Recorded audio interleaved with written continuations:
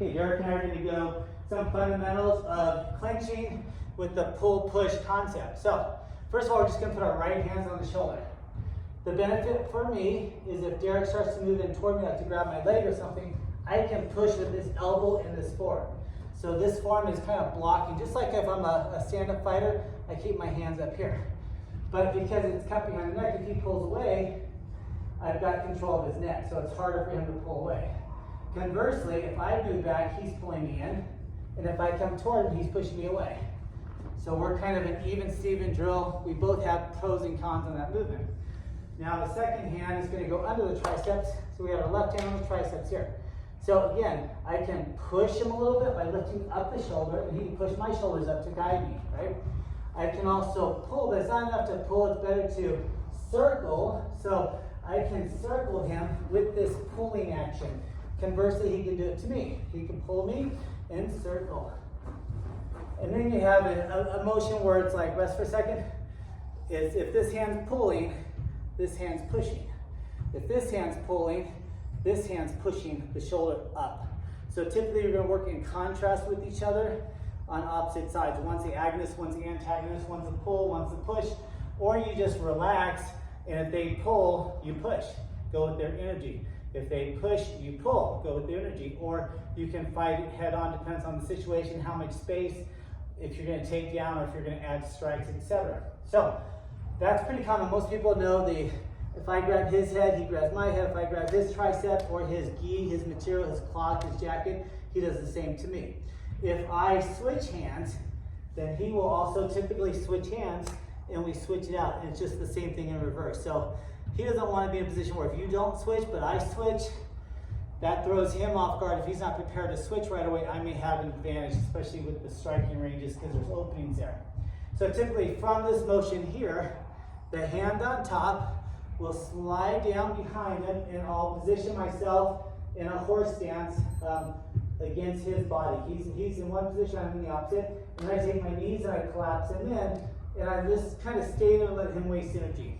To see it on the other side, this hand that's on the neck is going to go around him, but I don't just reach it because it's necessarily reaching here. I want to reach to this other side of his waist, so I got to skip my feet. So my feet are horse stance between his leg, and I pull into that pigeon to control the leg, and I hold him here for a little bit. So that's kind of what you see a lot. From there, you can do like the half hip throw or the hip throw, so it would look like this. So from here, I've got this, I'm moving around, I have this, and then when I feel he's kind of tired out or he's going a certain movement that I want, energy-wise, I can step in here, I can scoop down, I can lift him up, throw him off the half hip or the full flip over. We're not going to do that part right now though, but you get the idea. If I were on the other side here, I have this hand around the opposite waist, I have this on the tricep, I hold his leg in, I wait for him to waste energy or move how I want him to move, and then when I'm ready to go, I just kind of step in, I scoop under him, and then there's kind of the lift off or the flip or whatever. So, like I said, make sure you have pads if you're doing it with your partner and have good control. But we're not going to do that finish, but it's going to start out almost the same way. So if I'm here and we're in control, the same thing, the hand that's on the head is going to come over to the side. And then this hand here, he doesn't like that hand, so he pulls it away. And I either let him, because I baited him to pull, and he did the antagonist by pull, he pulled away the opposite way. So I let it go, or I'll even let go. So this hand here, if it's a punch strike, I gotta leave it there. But if he's not a puncher, if it's just like a judo, jiu-jitsu match type thing, I'm gonna put this hand down. So the hand that was holding his tricep, when he pulls it away, it immediately goes to the floor. The leg that's closest to the hand is gonna skip behind him. So we're going to move a little bit this way, so I'm going to move to a position where I'm going to sweep Derek's leg. Think of it real quick as when we're like in high school, maybe in elementary school. These two guys are kind of mouthing off to each other, but if I'm the aggressor and I want to do this drill, I'll cue my buddy to sneak behind you. That buddy will then go like this when he doesn't know it, and then one step back, this guy falls over. Or I'll be here, and I'll just get ready to move him in a position where I got his legs while the other guy pushes. So that's kind of what we're going to be doing. Basically, I want to have these feet here, and I want to hit the low part of the ankles with both feet.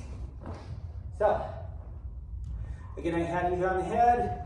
I go beside him, he pulls the hand out, I put this down, I'm gonna skip this leg behind him, and then what I'm gonna do is I'm gonna pull him back. Now, he doesn't have a lot of material to hold on to, but if they have like a jiu-jitsu belt or a real thick belt, I wanna hold on to that tightly, pulling his hips back, which pulls his shoulders back, which pulls his head back, which causes him to lose balance a lot easier.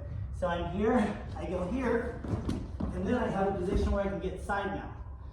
Or I can go step over, you can go for an arm bar, I can mount him. There's a whole slew of stuff from this position, but it's easy for me to side mount him, go into a choke, go into an arm bar, whatever, but that's a different drill. So practice that drill, right side and left side.